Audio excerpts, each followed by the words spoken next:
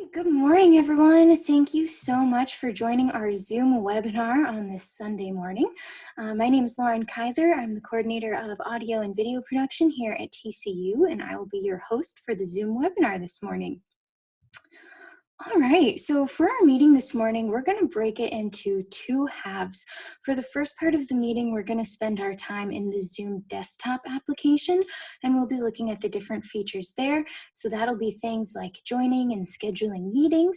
And then for the second half of the call, we'll be looking at the actual call itself and the controls that you have when you're in there. So that'll be things like screen sharing, breakout rooms, muting, unmuting, and managing participants. Dwayne Adams is our co-host this morning, so I know he sent out a chat message to everyone. Chat should appear in the bottom of your screen. It'll blink in orange when there's a new message.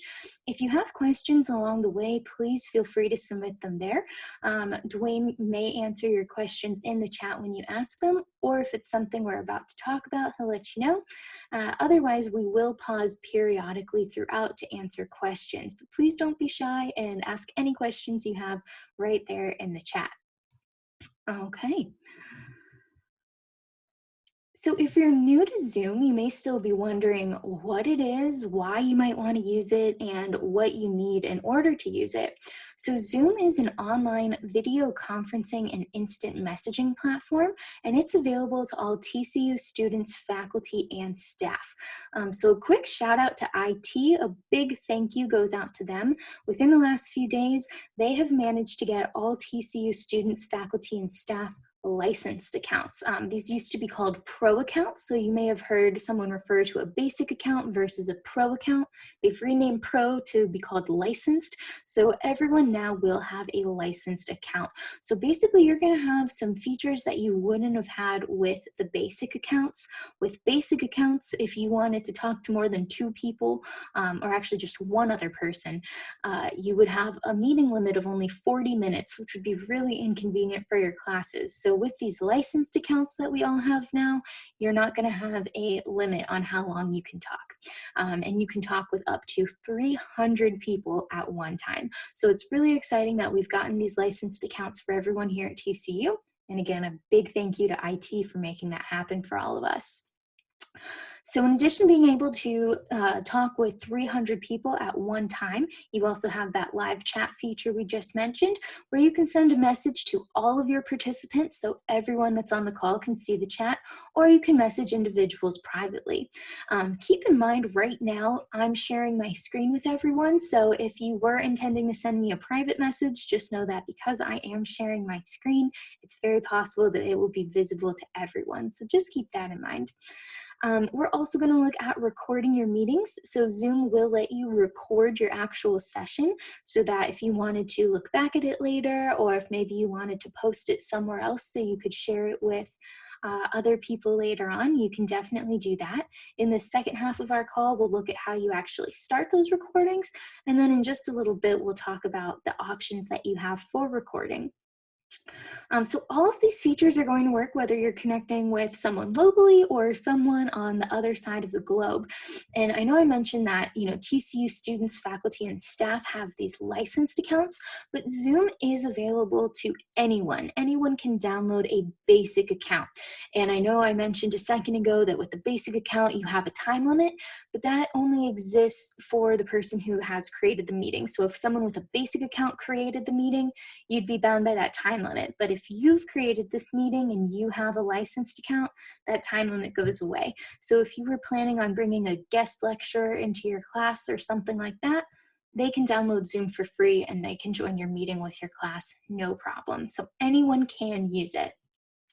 So for using Zoom, the great thing about it is it's very accessible. It's going to work on Mac, Windows, smartphones, iPhone, Android, tablets. You can use it pretty much on any device. You're also going to have an audio only option where you can actually dial in from a phone. So later on, we're going to talk about why you might want that option to dial in from a telephone. Okay. So moving on, meeting management. So I just want to share a few helpful best practices for meeting management. If you are doing larger calls, you might find that you need some of these tools to manage so many participants. So again, chat tools are going to be really helpful so students can send you a private message or maybe a message out to the whole class. We're also going to look at a feature called mute participants on entry. So we used that for this meeting, and essentially what that does is just when people join your call initially, it's going to mute everyone. And the benefit of that is if you have a large call with maybe 100 people, if someone has a barking dog in the background or some noise, you don't want to have to go through and figure out where that sound is coming from and trying to mute different participants. So in my opinion, you're better off just muting everyone, and then participants can unmute themselves later on if they have questions, or you can also unmute them later. But that's a nice way to just start off the meetings, just to have everyone muted. Completely up to you. You might decide for your classes, do you want your participants to have their cameras on, or do you want them to have their cameras off? You might decide you want their cameras to be on so that you can see them and make sure that they are participating. For this call, of course, it's completely up to you. Whatever you're comfortable with. If you want your camera on, that's fine. If you'd rather leave it off, that's okay too. One note about that is participants are ultimately in control of their own cameras. Even if you request that they turn their camera on, they ultimately can decide if they want to turn it on or not. We'll also look at breakout rooms a little later on. This is great again for if you do have large meetings and you want to split people up into smaller groups. It can be really hard to have a group conversation with 100 people. So breakout rooms will allow you to split that main room up into separate offshoots so that smaller groups of people can discuss. You as the host will be able to jump into any of those rooms as you wish. All right, so this slide we'll put up at the end as well, but I want to make sure that everyone feels comfortable with how they can get support. So of course, the IT support help desk is still going to be your main resource if you are having any trouble with Zoom or you have additional questions. I know this has been brought up on some of our other calls. People have said, well, when I'm on campus and I'm teaching my class, if something goes wrong in the moment, I call the instructional support team and someone comes down to my classroom and helps me. So what do I do if I'm at home and I'm having an issue and I need help right away? So the instructional support team is still there to help you. They're not going to run down to your house, but virtually you can still get help from them. And that's going to be that same phone number that you're used to calling, that 817-257-7121. They're still going to be your first resource for getting help instantly if you are, in front of a class and panicking and need help. And then we have the Zoom Help Center. Zoom has a wonderful website with a lot of great resources for getting support. So I would recommend using that if you do have any questions, or if maybe we touch on something in the call today, but you want to go a little bit more in depth and find more information about it. Support.zoom.us. They're going to have a lot of articles. They're written really well. They're easy to follow and understand. They also have a lot of short videos. They also do their own live training and have options for support as well. The last website that I have listed on here is probably the most important, and you will hear me say it many times throughout the call today. So that's going to be tcu.zoom.us. This website can be used for a few different things. You'll be able to access the Zoom web portal, which will give you additional settings and things like that that you can control. It's also where you need to go to install Zoom for the first time. So if you are going to be giving any of your students instructions for how to join Zoom meetings, make sure that the first thing you're telling them to do is to go to tcu.zoom.us and download Zoom from there. There are a couple of reasons for that. But like I said, we have gotten everyone licensed accounts. So you want to make sure that your students are downloading Zoom and logging in with their TCU credentials so that they're getting that account that we've paid for them to have. If they just sign up for a random Zoom account using their Gmail or their personal email account, they're not going to have that licensed account that we're providing for them. So make sure that they are downloading the program from tcu.zoom.us and logging in with their TCU credentials. Another reason you want them to log in with their TCU credentials is so that their name is appearing in the call so you can tell who is on your call. We're going to talk about that a little bit more in a few minutes. And again, we'll put this slide up at the end as well so that you get all of those resources. All right, so we're going to switch windows and we're going to spend the next few minutes looking at our Zoom desktop application. So again, this is where you can go to schedule meetings and do some other things. So right here we have 4 tiles. Now they look a little bit different right now than they would if you were just opening up Zoom, and that's because we're on a call right now. So for example, this first tile says back to meeting, and it's because I don't have my Zoom window for our actual call in the forefront. I have it kind of in the background. So it's asking me if I want to go back to the meeting. Normally, if I wasn't in a call, this would say new meeting. So new meeting can be used in a couple of different ways, but primarily it's when you want to start a new meeting right now. So this isn't what you're going to use to schedule a meeting in the future, but if you just need to start a meeting right away, you can start a new meeting. You can invite people to it on the spot. I really like to use new meeting just to practice. So I definitely recommend that before you start teaching a class in Zoom or doing anything for the first time in Zoom, make sure you do a practice call with just yourself. Make sure you see all of the controls you think you're going to see. Make sure you feel comfortable sharing your screen and recording. The other option for new meeting is maybe you don't plan on inviting participants to your call in real time. You could also use a new meeting with a mix of some of the features such as recording and screen sharing, and you could record a whole lecture of just yourself, maybe either just you speaking or maybe you speaking with a PowerPoint or sharing a website, a different screen like that. So you could use Zoom just to do a recording of a screen share or a lecture, and then you could send that out to your students or whoever later on if you don't need them to actually participate in the call in real time. So that's another option for new meeting. Join, again, this is grayed out right now because since I'm already hosting a Zoom call at the moment, I can't go and join another call. But join is going to be an easy way that your students can join meetings. Now there are a few different ways for joining meetings, but this is one of the easiest. So if you yourself have been invited to a meeting or if you're inviting someone else to a meeting, you're going to have something called a meeting ID. So right now at the top of my screen, we can see the meeting ID for this call that we're on right now. If I needed someone else to join it, I could give them this meeting ID. They could come to this screen, click join, and simply enter that 9-digit meeting ID, and they would be on the call with us. So join is going to be a nice and easy way that you can join a meeting as long as you have that meeting ID. Share screen we're going to talk about in the second half of our call when we're looking at our Zoom controls, because that's probably how you're going to be more likely to share your screen.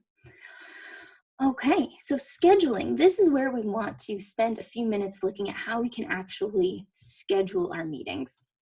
So the first field we get to under scheduling is for topic. So this is going to be the name of your meeting. Be mindful with what you name things. If you are setting up a bunch of meetings today, you want to make sure that a week from now, 2 weeks from now, when you look at your list and it has 10 or 15 meetings on it, you want to be sure that you can tell exactly which one is which so that when it's time to join a call, when it's time to start a meeting, you know that you're starting the right one. So be intentional with what you name things. Underneath that, we have options for our day and time. So for this one, you can press the drop-down menu, you can schedule it for today, or you can use these controls and you can schedule it several months in advance if you want to.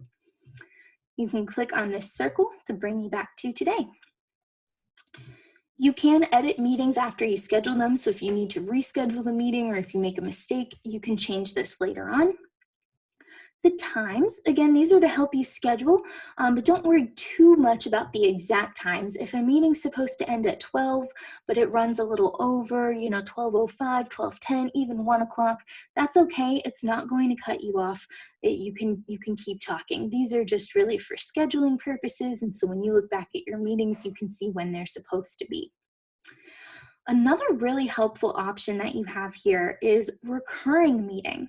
So when you're not doing a recurring meeting, again, it's a one-time meeting that you're scheduling for a specific day and time. But maybe you're going to be having a meeting over and over and over and over again, and you don't want to have to schedule individual meetings. Recurring meeting, when you click on that, it will actually remove the day and time. So if you're wondering, well, why would I use the recurring meeting? How could that be beneficial?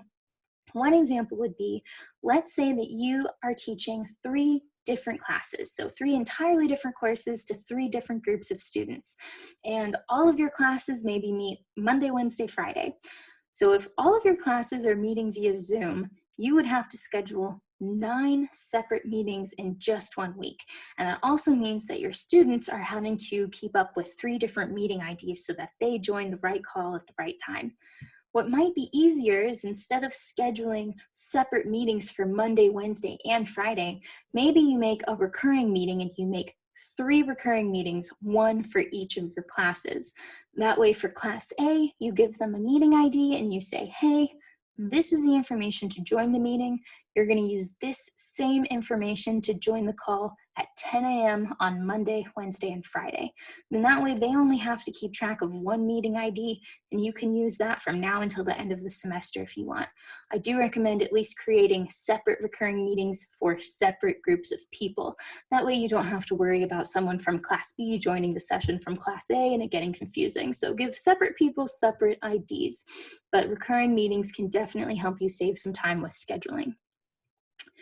All right, the next feature you're going to have is where it says meeting ID. So by default, it's set to generate automatically.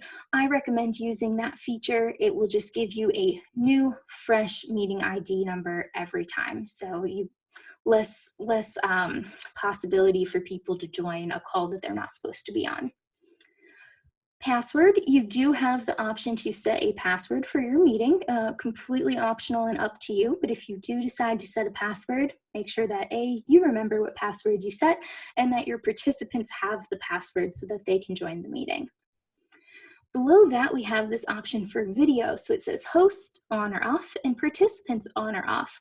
So this is the preference that you're setting for this particular meeting. And it's saying when you join the call as the host, do you want your video to be on or off? Same thing for participants. Do you want their video to be on or off? Again, participants are ultimately in control of their own camera. So if it turns their camera on by default when they first join the meeting, they can realize this and turn it off right away. So keep that in mind, but you can set your preferences for what you'd prefer for initially joining the call. The next option under that is audio, and I know we've gotten some questions over that in past sessions, so I do want to really explain what these different options are. You have 3 different options here, one for telephone, one for computer audio, and one for telephone and computer audio. I'm going to recommend that you always use this option for telephone and computer audio. Now let's talk about what that means. It does not mean that you need your telephone and your computer in order to join the call. That's not what it's saying.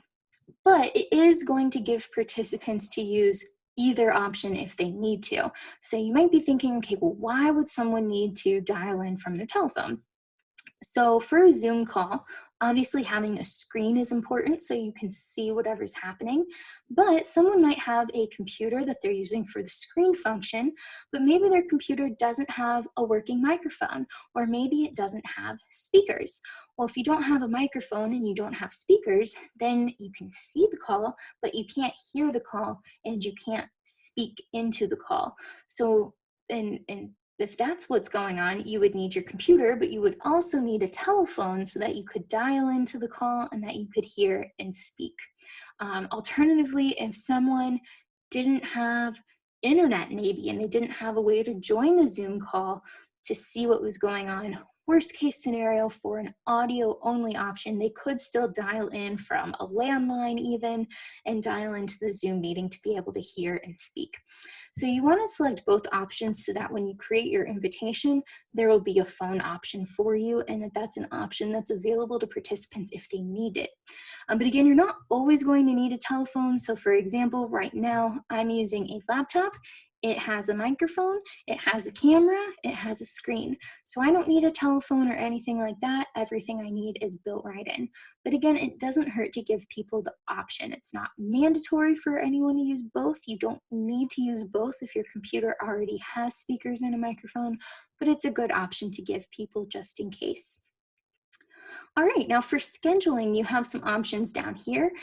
Outlook. So you can use this if you want your Zoom meeting to automatically be scheduled onto your TCU Outlook calendar. Now, one thing that's important to note is remember, if you're using a recurring meetings don't have dates or times. So when it opens to Outlook, you are going to need to manually input the date, the time, and the recurrence. If you're not doing a recurring meeting and you're scheduling a meeting that does happen at a specific day and time, then when you go to Outlook, it will automatically put this meeting on your calendar for this date and time. All right. The other option you have is if you don't want it to go onto your Outlook calendar automatically, you can just choose other calendars and then it won't go onto your calendar automatically. Entirely up to you. Okay, let's take a look at our advanced options. Again, most of these are going to be optional, but I will have a couple of suggestions for you. So one option that you have here is enable waiting room. This basically creates a virtual lobby or meeting area that people can wait in before the call starts, and then you can admit them into the call.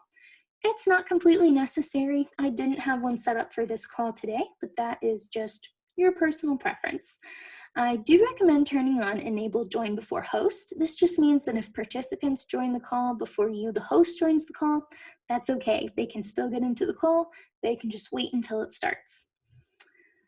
The other option, which we've talked about a little bit, is mute participants on entry. So if you do want to make sure that people's microphones are turned off when joining the call, you can go ahead and set that up in the meeting from the get-go so that you don't have to worry about muting people when you join the call. They're just already muted by default. This option is going to be an important one as well. Only authenticated users can join, sign into Zoom. So this again is from that tcu.zoom.us website. You want to make sure that people have downloaded the Zoom application from there and that they are signing in with their TCU credentials. Again, you want them to sign in so that they're getting all of the benefits of the licensed accounts, but also so that their names are showing up. If people haven't downloaded Zoom and they haven't logged in with their TCU credentials, it's possible that on the participants list or the report that you generate for attendance, which I'll show you later, it might say like iPad or iPhone or just a different username, and you might not be able to tell who people are. So this is a good option to check. Now this I do want to talk about for just a second, this option to say automatically record meeting. Throughout the week, we've been getting a lot more users who are using Zoom, so our admins have been making some changes here and there. So I just want to tell you that this option has been showing up and disappearing.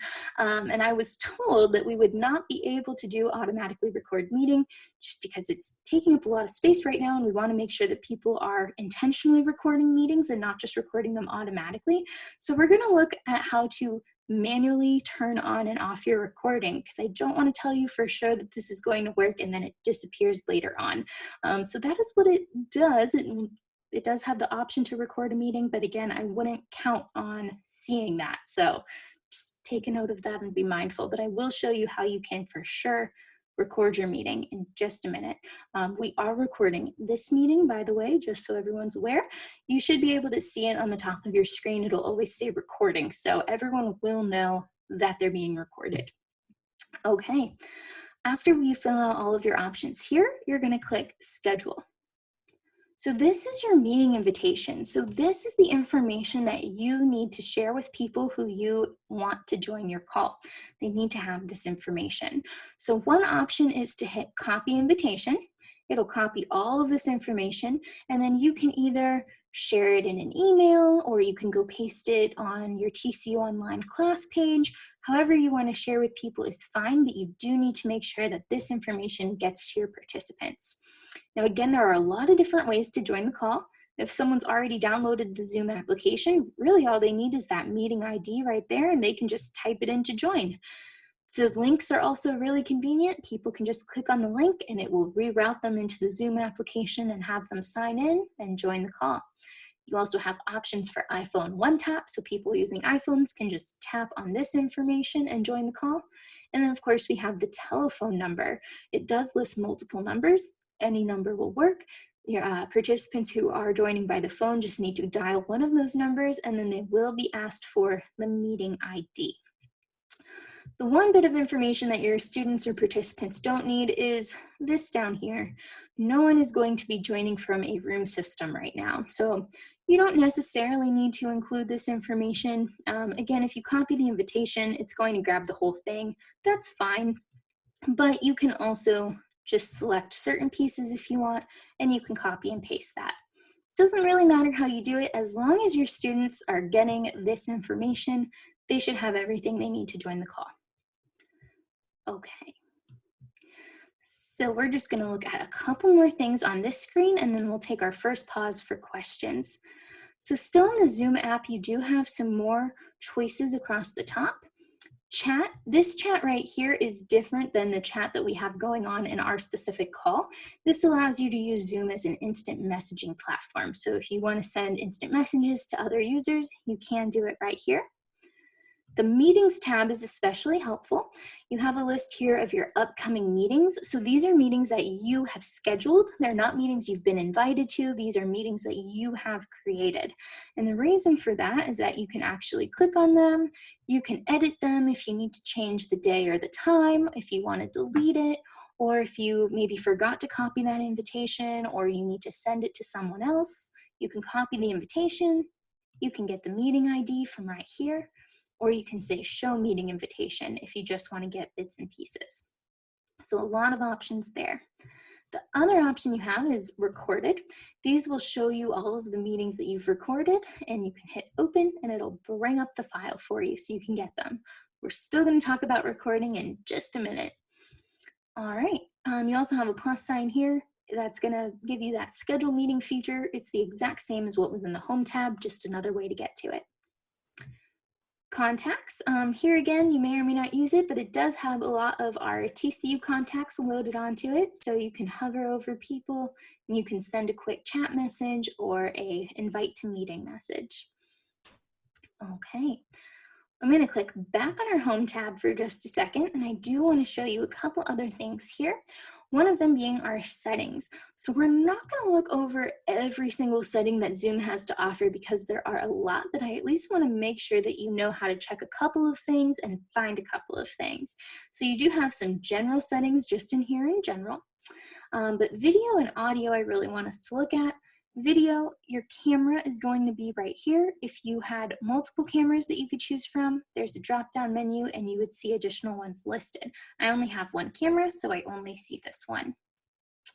If you want, you can enable HD video to give you better video quality, and just some other features there. Up to you. You can come through, definitely look through these and see how things are set up and if you'd want to change anything or keep it the same. Audio options are important to look at. Speakers, this is actually wrong, so I would need to change this. So this will show you, the speaker is where your sound is coming out of. So I would actually want to change that for myself.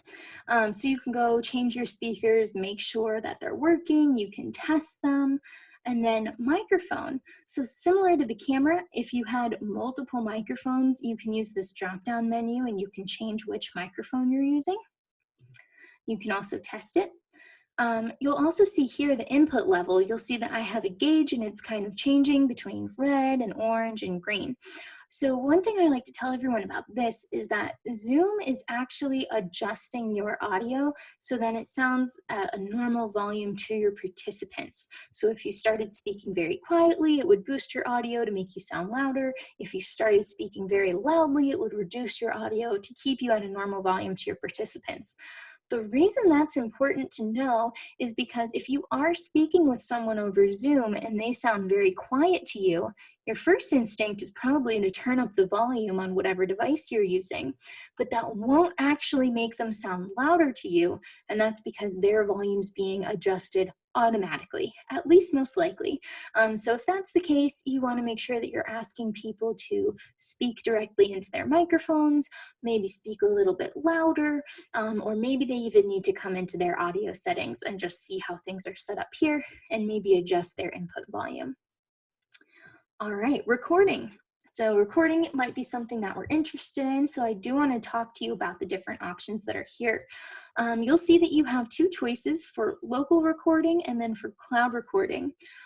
So myself, IT, our Zoom admin, and the Kaler Center, we are all going to recommend that you use local recording right now and not cloud recording.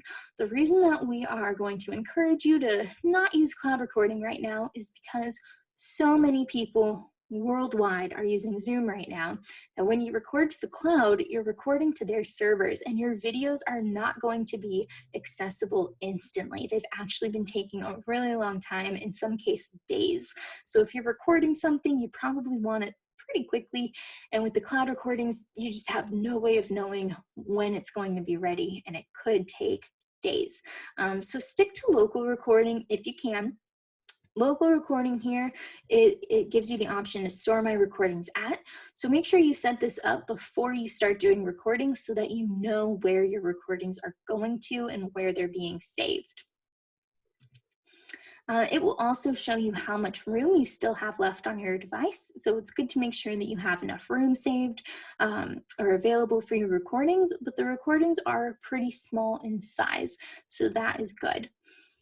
Again, we're not recommending that you use the cloud recording, but if you do decide to use it, there are just a couple of things that I want to make sure you know about it. Again, one is that they're not going to be ready instantly. It's going to take maybe days for you to get your recording. You'll get an email when the recordings are available. Cloud recordings are not saved permanently, so they will be deleted either after 120 days or when the space gets full. And it's not your own personal space, it is space that's being shared by everyone at TCU. So you won't know exactly how much space is left. So that's another reason that you don't want to use the cloud recordings right now. But if you do, whether it's accidentally or on purpose, make sure that you are downloading your recording as soon as it becomes available, because again, it could be deleted at any time based on our space availability. So again, local recording is going to be your best option. When we switch gears here in just a second, I'll be showing you how you can actually manually start and stop your recordings. Okay, one last note about settings. This is a lot of your settings right here, but there are certain settings that can only be found through the web portal. And that web portal again is at tcu.zoom.us, and there's a button you can choose for settings. So certain things that, for example, you will have to find on the web, that would be things like virtual background. If you want a different background than what you actually have, you can choose some virtual backgrounds there. There are also some settings for polls. Polls have to be set up there on the web portal. Breakout rooms, if you want to set them up in advance, that has to be created through the web portal.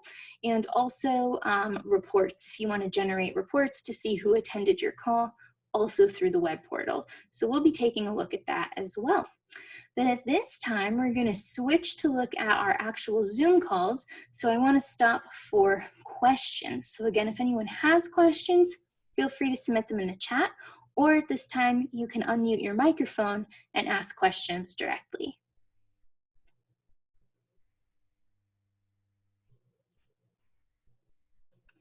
It doesn't look like we've had any questions in the chat, but again, feel free to either type them up real quick, or if you want to unmute your microphone, that's fine. While I'm waiting a couple seconds for questions, I do just want to show you that with the chat, it looks like Dwayne has shared some helpful links there. So if you want to make sure that you have the chat after the call, at the end of the call, I'd recommend going over to these three dots and choosing the option that says Save Chat. That way you can have like an archive of the chat, so you can refer back to those links or see answers to questions. That will get saved in the same spot that's set up for your recordings. All right. Well, if there aren't any questions at the moment, we'll just keep going. But again, please don't be shy. Feel free to ask any questions, and we'll check the chat again in a little bit. So this window is your Zoom call. So let's just go through the options that you'll see and different things that you can do. So just kind of starting, we'll go left to right.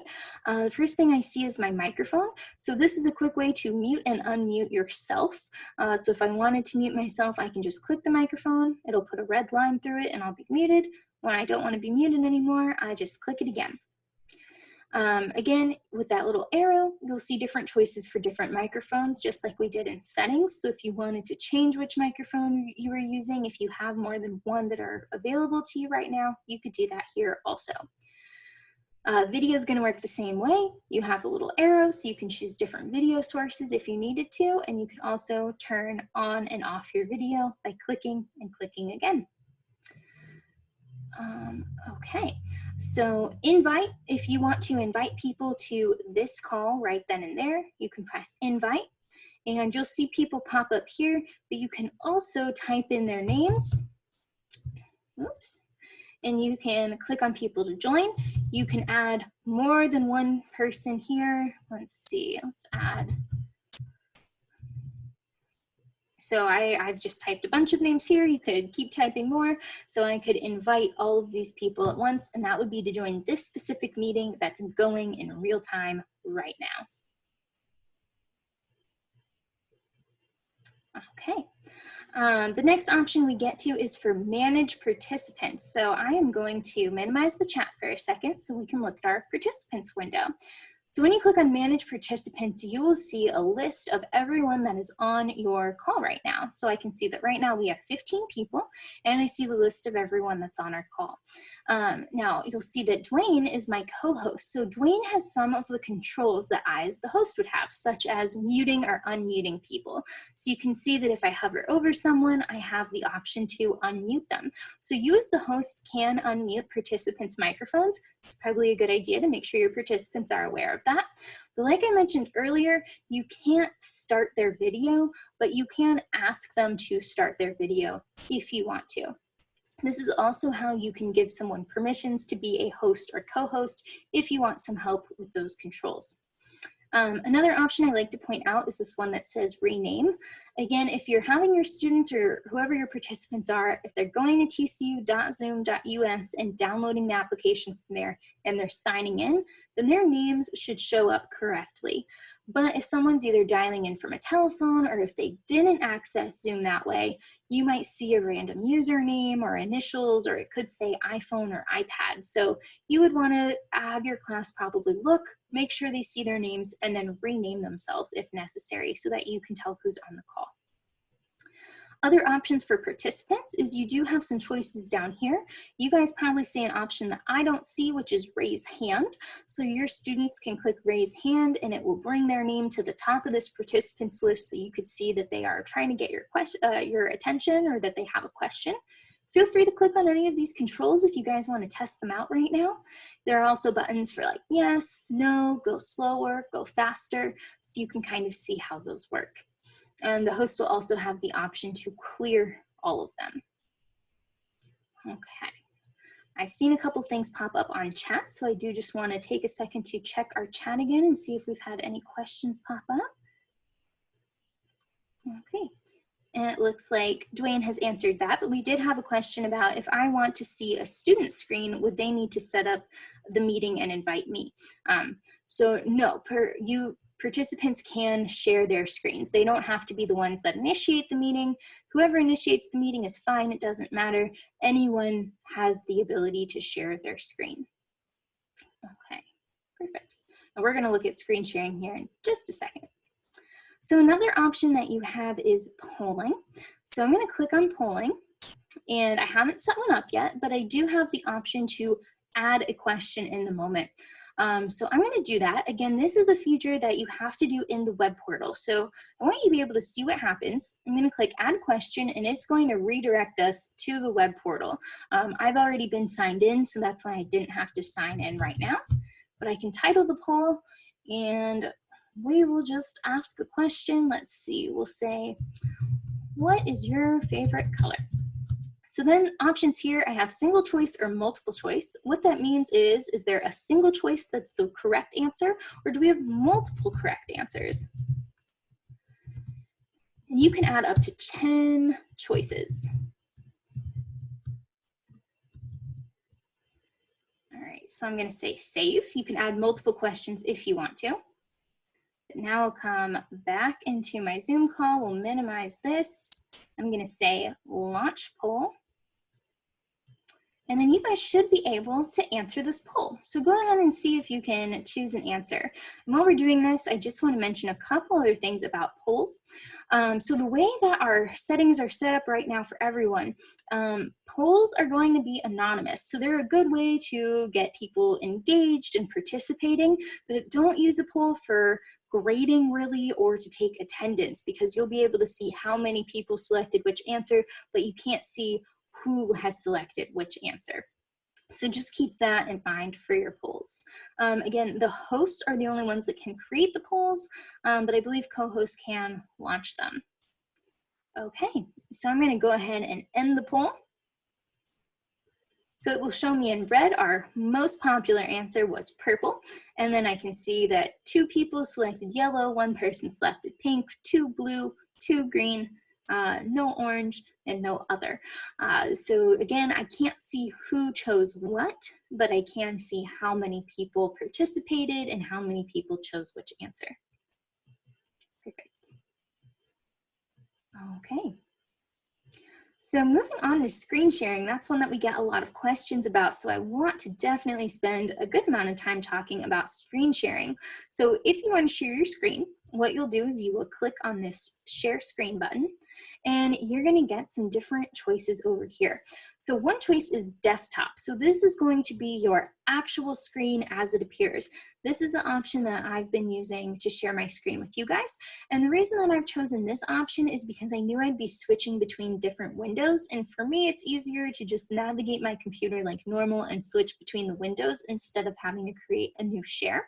But you do have options for me right now, I see PowerPoint and I see Finder.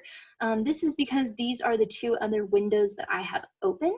If you did want to do it this way, you just want to open programs that you know you plan on sharing before you start this screen share feature. So if you wanted to share a website or you wanted to share a PowerPoint, just open them up and you would see them show up here.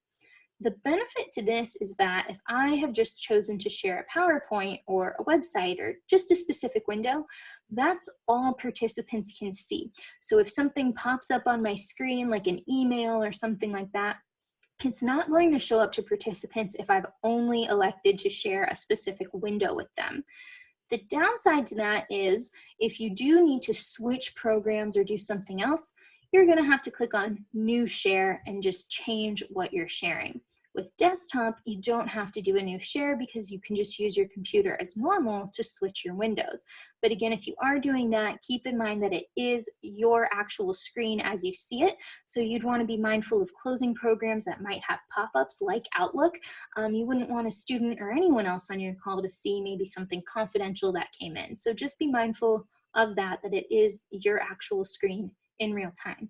Another option that you need to be aware of is this one right here. There's a checkbox that you'd want to check for share computer sound. What that's going to do is if you're playing something on your computer, like a YouTube video or a podcast or anything that would have sound that's not you speaking into your microphone, you need to check the share computer sound button so that the sound is audible to your participants. Another option that we have here is whiteboard. So I'm going to bring up the whiteboard because it is a neat tool that I want you guys to be aware of. So on your whiteboard, you have some different tools like draw and stamps, and you can actually draw on this. So if you needed to draw an example, a diagram, you can do that. You guys, though, I'd like for you all to take a look at your screen and see if you see something on your screen that says View Options, and then under View Options, if you have something that says Annotate. If you do, go ahead and find that and then try to draw on this whiteboard. Again, it's View Options and then Annotate. It might show up on controls in the top of your screen or it could be on the bottom, but you can draw. As the host, I have this button that says More, and I can say Show Names of Annotators. So that way, when you guys actually draw, I can see who is drawing what. So that's kind of a fun tool that you can again use for engagement and interaction, and it's a lot of fun. Perfect. All right. When you do close the whiteboard, it stops your screen share, so you will need to start a new screen share. So I'm going to go ahead and close the whiteboard. Lovely drawings. You guys are wonderful artists. All right, I'm going to share my desktop again. Okay, perfect. Let's see. Great. So one thing about sharing screens, again, it's not just the host that can share their screen, but by default, only one person can share at a time. So if I wanted someone else to share their screen, I would just want to stop my share so that someone else could share. You also have an option to pause your share. So if you are looking at something on a screen and you need to go look at something else, but you don't want everyone to see what you're going to look at, you can pause it and it will just hold on the screen that you're currently sharing. You just have to remember to unpause it. If you want multiple people to be able to share their screen at a time, that's fine too. It's not the default, but you can change it easily enough by going to this arrow and selecting multiple participants can share simultaneously. So that's an option also. At the very beginning, I mentioned something called breakout rooms, which we are going to look at, but just know that when we do breakout rooms and you have all those smaller rooms that are offshoots of the main one, participants can also share their screens in those rooms with just the people in their smaller breakout rooms. So that's a good feature as well.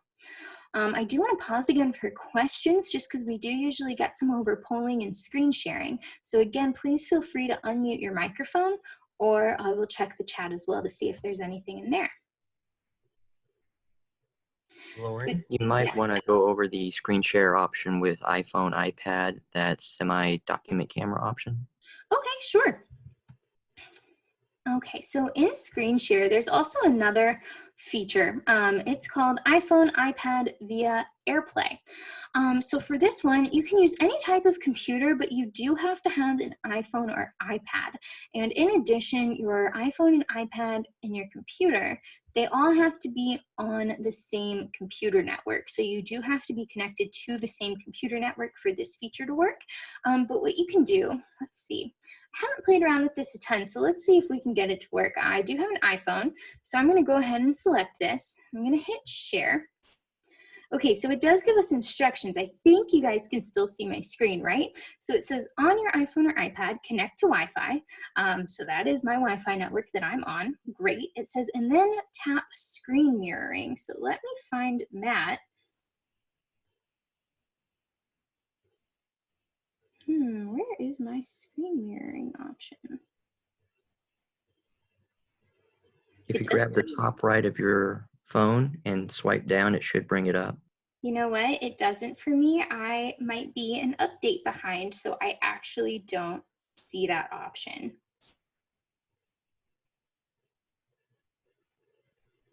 If you are all interested in doing that, I would definitely practice. So yes, you essentially get to your screen sharing option, and then you find your phone and then essentially sync them up. And then through your phone's or iPad's camera, it will display on the screen what you have.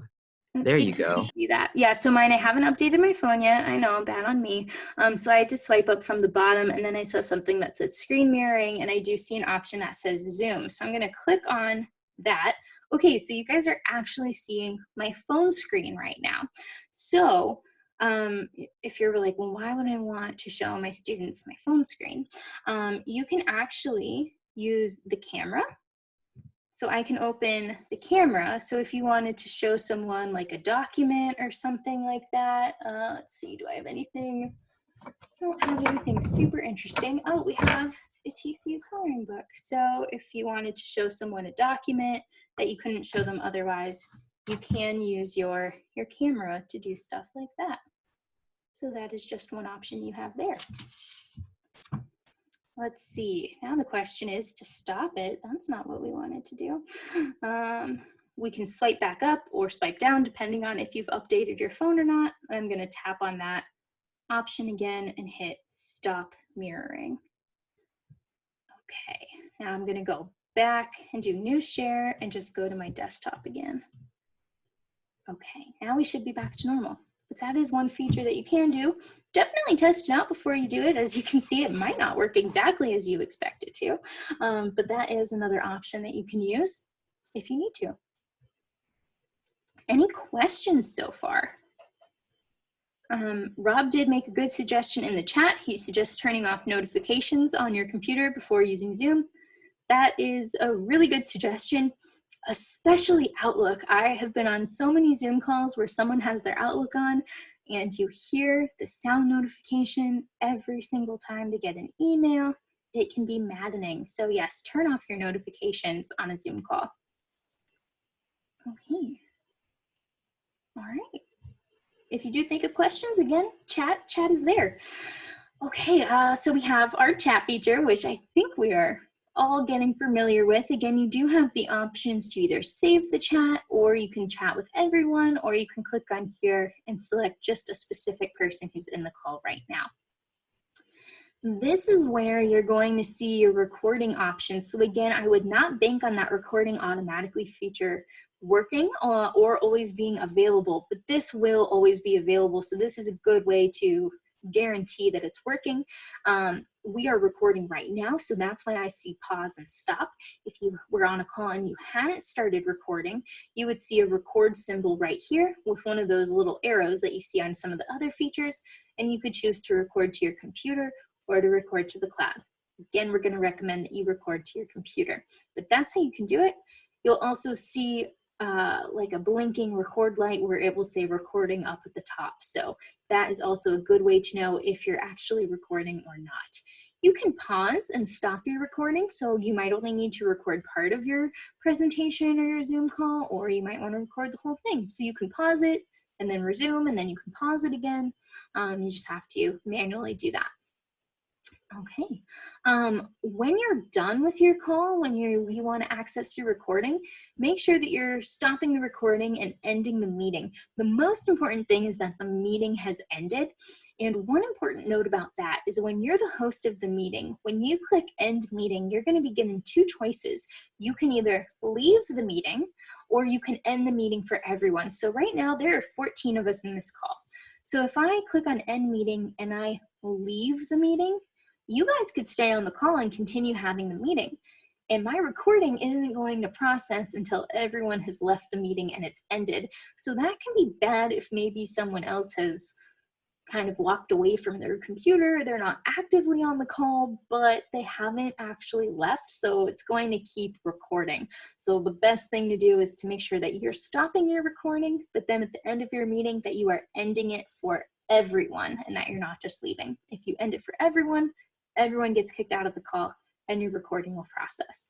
From what I've seen, all of my calls that I've been recording have been about an hour, and it's only taking a couple minutes for my video recordings to process and become available when I record on my computer.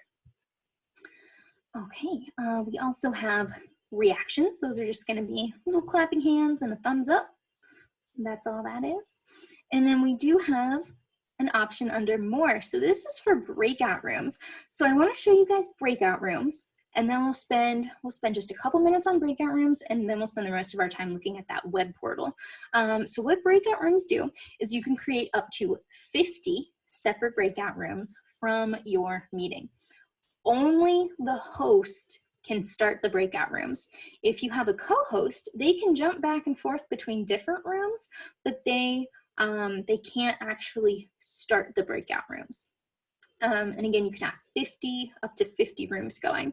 So what's going to happen is when I break you guys into breakout rooms, I just want you to be able to see this. So Zoom will automatically say, hey, I'm going to assign 12 participants into 3 rooms. And I'm going to say, I only want 2 rooms. So it'll readjust and it's going to say 6 participants per room. And you can either automatically or manually create your breakout rooms. If you want to create them in advance, if you already have groups in your classes and you just need certain people with certain people, you can do that on the web, which I'll show you. But what's going to happen, I'm going to create these breakout rooms. It'll take a few seconds, and then it's going to split you guys into 2 separate groups. As the host, I'm not going to be in a room by default, and I can't share my screen with everyone in the breakout room. I will have to jump in between. So I will stop in both rooms, but I will not be in one room by default at the beginning. So let's go ahead and create the breakout rooms. Again, you can see here, this is just random how Zoom has done it.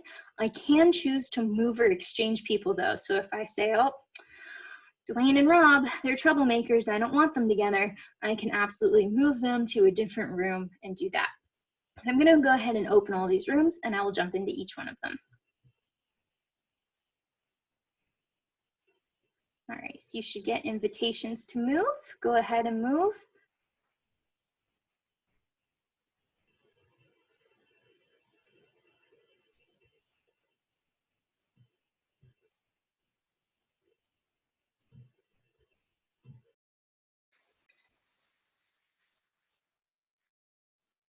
Okay, hello breakout room one. So now we're in a room with 6 of us. So I do want to just show you a couple of things in here and then I'll go show the other group. Again, you can screen share or talk or chat with any of the people that are just in this room. But one thing I want to show you as the host, you guys won't see this on your screen in exactly the same way, but I find this to be confusing, so I like to mention it. For me as the host, it says leave breakout room. You would think that this would just bring me out of this room and then I could just go to the other room, but I did this the other day and it actually kicked me out of the whole call. So when you are the host and you want to go to a different breakout room, don't use this option. Instead, go to where it says breakout rooms and then you can join another room. So that's the way you want to do that. You want to join the room. As the host, you also have the option to close all the rooms. When you close all the rooms, participants will have 60 seconds to get moved back into the main room. You as participants also have the choice to leave this room and go back to the main one whenever you want. So I'm going to jump into the other room so I can show them the same thing, and then we'll all come back for questions.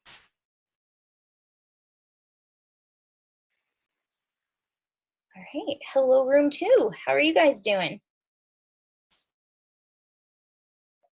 Good, I hope. All right, I just want to show you guys something real quick. Hi. Hello. Okay, let me show you guys something because I feel like it's a little bit confusing, so I just want to go over it.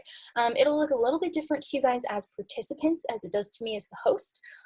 You'll see that right here it says leave breakout room in big red letters. To me, it seems like that is what I should press when I want to leave the room and go to the other one.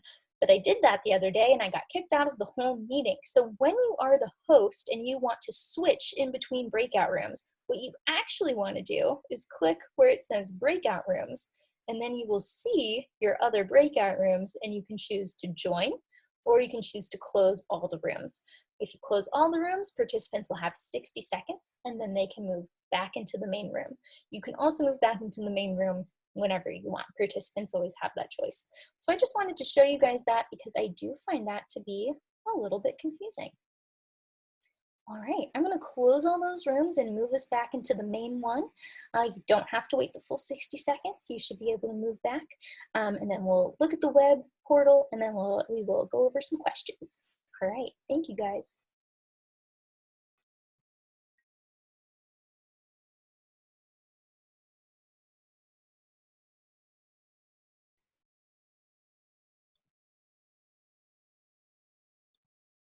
All right, it looks like we're all back. One thing I do like to mention is when you are using breakout rooms, it does stop your screen share. So every time you go into a different breakout room, you would need to reshare your screen if you need to share your screen. And then when you bring everyone back, you have to start sharing your screen again. Okay, so the last thing I want to show you, because I know we're almost at our time, I do just want to show you what the web portal looks like and where you can find a couple of those things that we talked about. So to get to the web portal, okay, I'm already there, so we're just gonna type it in. Again, that website is tcu.zoom.us. Pops right up. You can tell that I have been there a time or two. So this is what it looks like. Again, to install Zoom, this is where you want to come for the first time. You can also get training and support, but your settings, that's what we want to look at right now. I'm gonna sign in. So again, I'm just going to encourage you to take a look through this before you start doing your meetings, or if you do a test meeting with yourself, if you don't see a feature you expect to, definitely come in here and take a look. But the couple of things that we talked about that I want to show you, meetings. So if you want to add a poll, you can either schedule a new meeting, or if you already have a meeting set up, but you just didn't add a poll, you can come in here, you click on the meeting, and then at the bottom, it's going to say, you have not created any poll yet. And you can just click add, and then you can add polls to meetings in advance so that you don't have to do it when your meeting's actually going. It'll save you some time. The other thing we talked about was breakout rooms.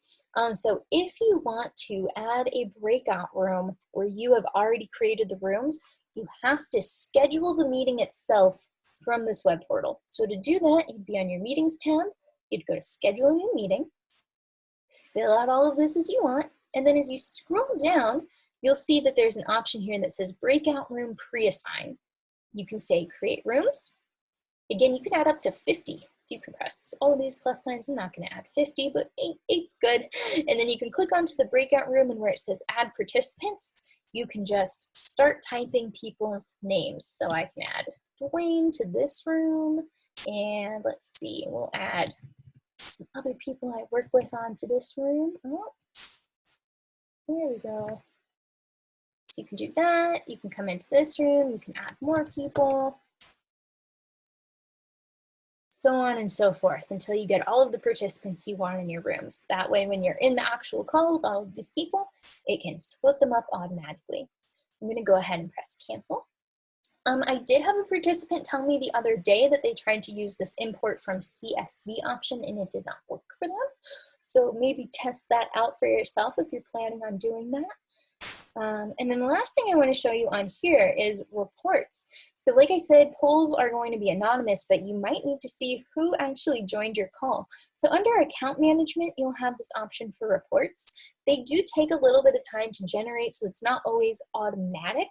But under usage, where it says view meetings, participants, meeting minutes, you can come onto here. You want to choose a specific range. So if you want to see your calls from, let's say, the 19th, I can do it that way and click search. And then here I can see, okay, I had this call with 86 people. Now, sometimes it will duplicate people. I know there weren't 86 people. It'll do that if someone like leaves and rejoins, for example. But you can see names. Again, you see here, that one says guest. That means that person wasn't signed in through the app or someone who called in from the phone. But you can actually see when they joined and when they left and how long they were on your call for. Okay. Again, there are lots of things in here. We can't talk about all of them, but definitely come and look through them and make sure that you feel comfortable with how it's all set up. Okay. So I know we are just over our time. I want to thank you guys so much for joining a call on a Sunday morning with us and participating. Do we have any questions? Please feel free to unmute your mics and ask questions or add it in the chat. Lauren, this is Tracy Seiler Jones. Thank you so much. This has been fantastic. You've done a good job. I do have a question. I keep getting a dialog box that pops up that says my internet connection is unstable. So I don't know. Clearly, that's something on my end, perhaps. But so for that reason, is it a best practice, at least in my role, if I'm needing to have a co-host in case I drop off? That's not a bad idea, which actually reminded me of something, and I don't know if maybe this has anything to do with the issue you're seeing, but one thing with Zoom and internet and it not working great is it doesn't like the VPN. So if you are connected to VPN, you don't want to be connected to VPN when you're on a Zoom call. So that might not be your issue at all, but that reminded me, so I do want to mention that to everyone. But yeah, that's the unfortunate thing about Zoom. You can't really do anything about your internet connection, and that is one of the greatest factors. Ethernet, if you're able to plug into Ethernet as opposed to Wi-Fi, sometimes that can help stabilize your connection. But yeah, if you are getting a message like that there's some sort of issue with your internet keeping up with the demands of Zoom, it's not a bad idea to have a co-host. But if you don't have a co-host, I mean, that's okay too. If you get kicked off of the call, your call's not going to stop. Your participants will still be in the call, and then you can rejoin by either finding your meeting and selecting start again, or if you have the meeting ID, you can type it in and rejoin. But if you're able to have a co-host who can kind of keep things going, that's not a bad idea. But you don't have to. The call will go on. Okay, thank you. Yeah, you're welcome. Thank you. Any other questions? Hi, Lauren. This is Joelle Kelly. Hello. Hi. First of all, I want to tell you that this is the best webinar I have ever sat in on. It was very well paced. It was easy to understand and very clear. So thank you so much. Thank you so much. Yeah. One thing though that I guess I couldn't see your cursor or something, but you talked about ending the meeting and ending it for all. Can you show me how to do that again? Absolutely. And you're right. I didn't click on it because I got paranoid. I'd accidentally end it, but I shouldn't. So right here where it says end meeting, when you click on it, Okay, so it's telling me if you want to keep this meeting open, please assign another host before you click leave meeting. So if you are going to leave, then you do want to assign another host if you're leaving for good. But leave meeting will just remove you from the meeting, not everyone else. End meeting for all will end it for everyone. So that's definitely a best practice, especially if you're recording, so that your recording will start processing as soon as the meeting is ended for all. Perfect. Thank you. Thank you. Any other questions?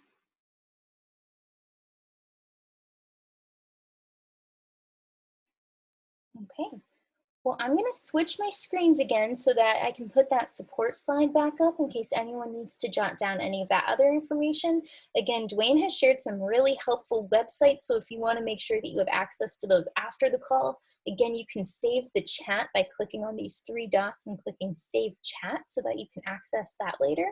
I'm going to put those slides up, but again, if you do have questions, please feel free to unmute your microphone while that other slide's up. I can still hear you and speak with you. And if you think of anything after, please feel free to reach out to me, l.kaiser@tcu.edu. Other than that, feel free to leave the call whenever if you don't have any other questions. But thank you guys so much for joining. Best of luck tomorrow. I hope everything goes smoothly. All right.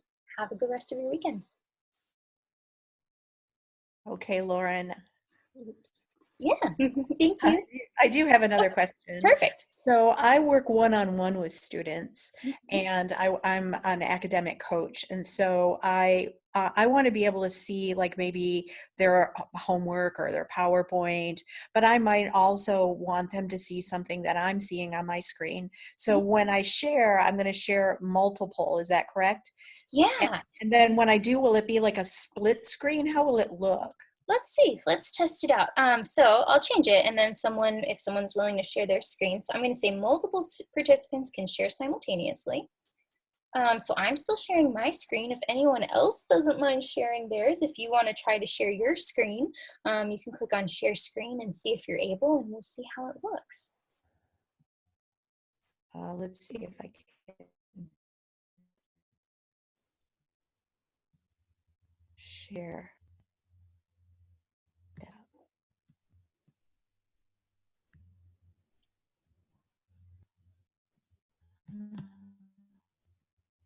It won't let me share my desktop. It's like grayed out for you. It just says cancel.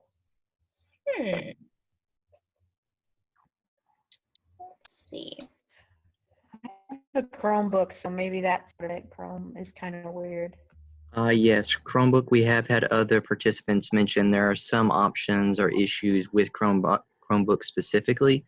That may be it. I am not 100%. Earlier, when you guys were talking, the video conferencing screen that popped up, that was me sharing as a participant. I'm wondering too, I just pulled up this advanced sharing options, and it says who can start sharing when someone else is sharing, and it says only hosts. So I kind of wonder, although Dwayne started sharing when I was sharing, if I stop sharing, okay, so I'm not sharing my screen anymore. Dwayne, do you mind trying to share your screen again?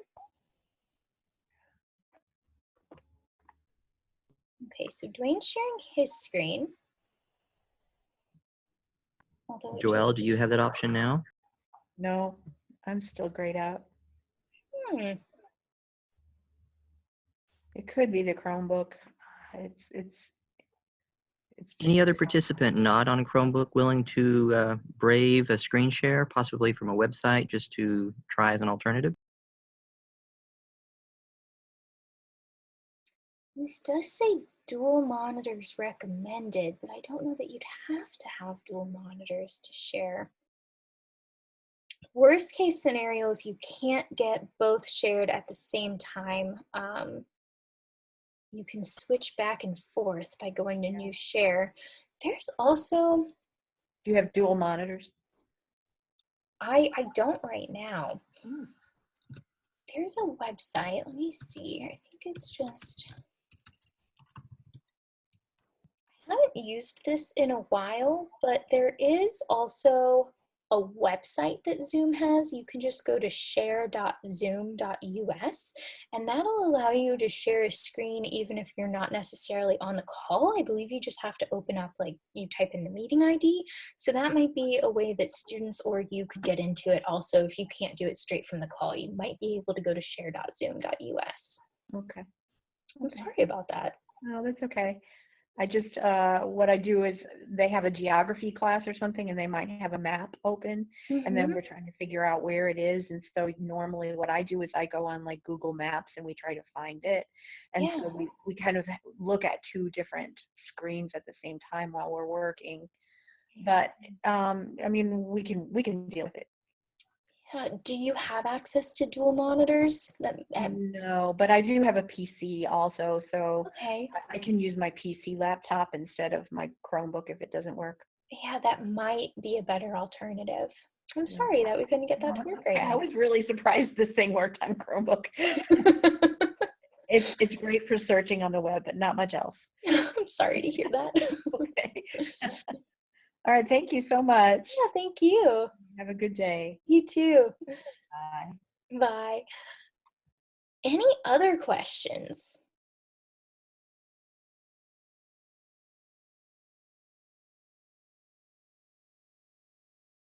All right. Questions going once? Going twice? Okay, 3 times. All right, if we don't have any other questions, I will go ahead and end the call for everyone. Again, thank you so much for joining, and I hope everything goes well for you tomorrow and the rest of the week. Have a good rest of your day. Bye.